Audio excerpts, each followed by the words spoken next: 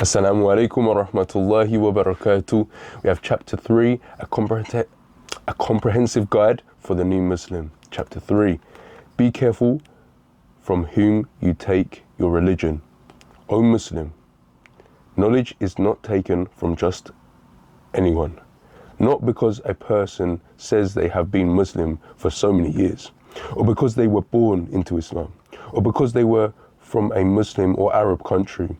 Also, it is not sufficient to take knowledge from someone just because they speak Arabic, wear a certain type of clothing or garment, or they appear on the internet. Knowledge is not taken from the ignorant, nor from those who feign and pretend to be knowledgeable, but have never sat down and learned from the scholars of Islam. Rather, knowledge is taken from the firmly grounded scholars, known for their adherence to the Sunnah.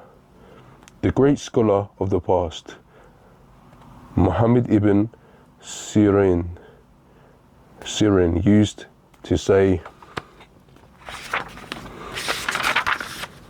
"Verily, this knowledge is your religion, so examine carefully who you take your religion from."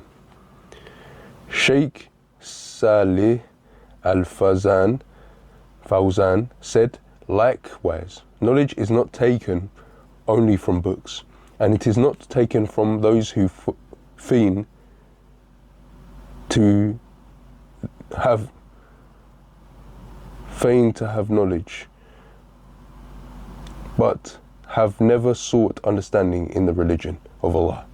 The most that can be said is that they read books or memorize something from the text and do not really comprehend its meaning, and they have not understood it from the people of knowledge.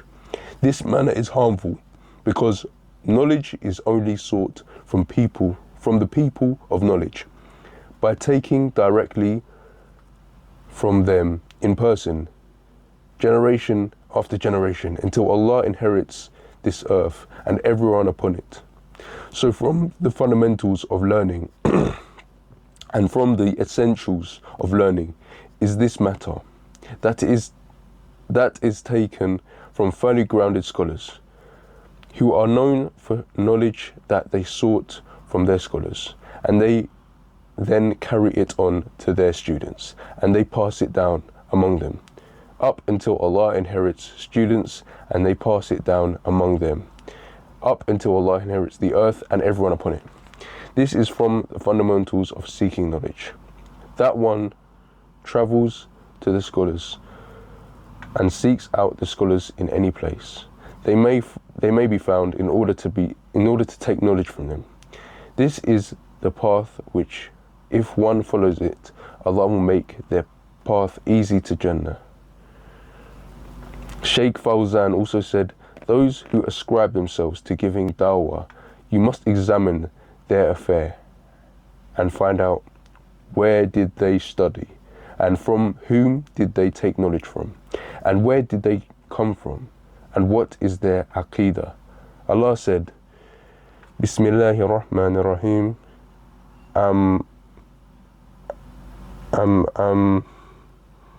يعرفوا رسولهم فهم له منكرون.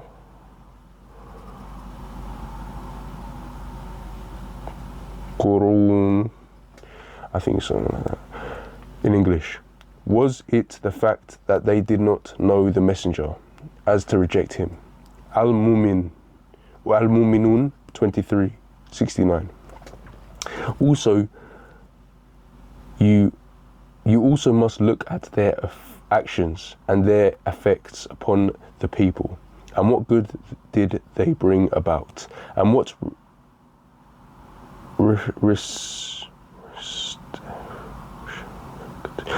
rectification took place because of their actions. So it is a must to study their conditions before you you are deceived by their outward appearance. This is a matter that is incumbent, especially in this time where the callers to tribulations have become abundant.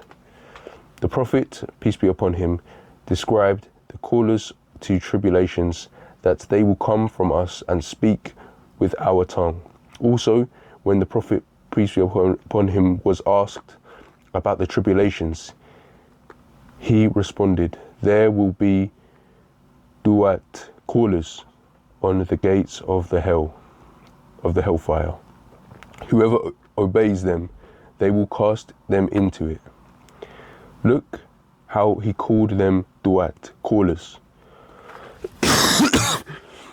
So it is upon us to pay attention to this, and that we do not enlist for the purpose of dawah just any and everyone who says, I'm calling to Allah, or that such and such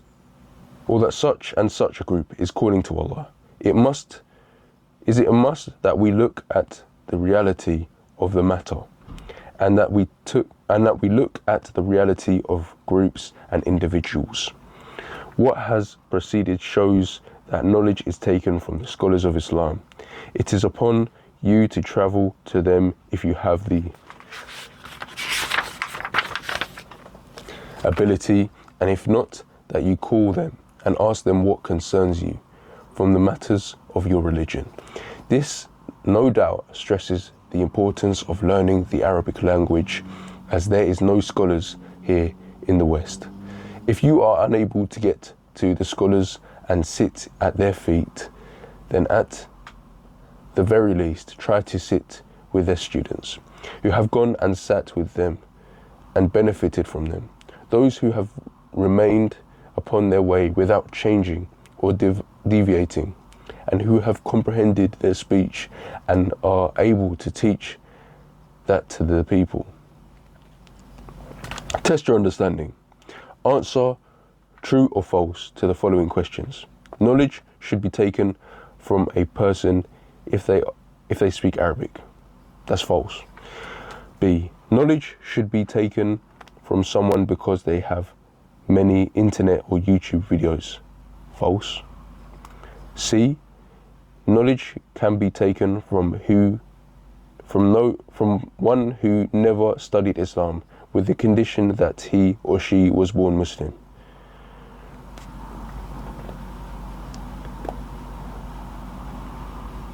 False.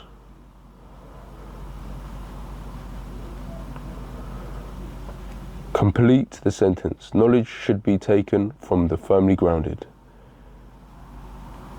students of knowledge, scholars.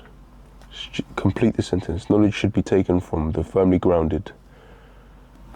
Let me look where it says that.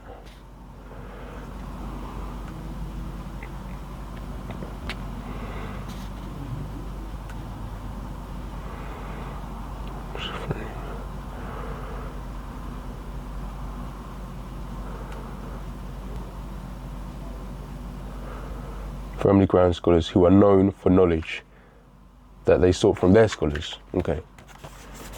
Knowledge should be taken from the firmly grounded scholars who took knowledge from their scholars. Number 3, what should one do if they are unable to travel to study with the scholars of the Sunnah? They should speak to their students. Okay. Thank you for watching. This was a comprehensive guide for a new Muslim chapter 3.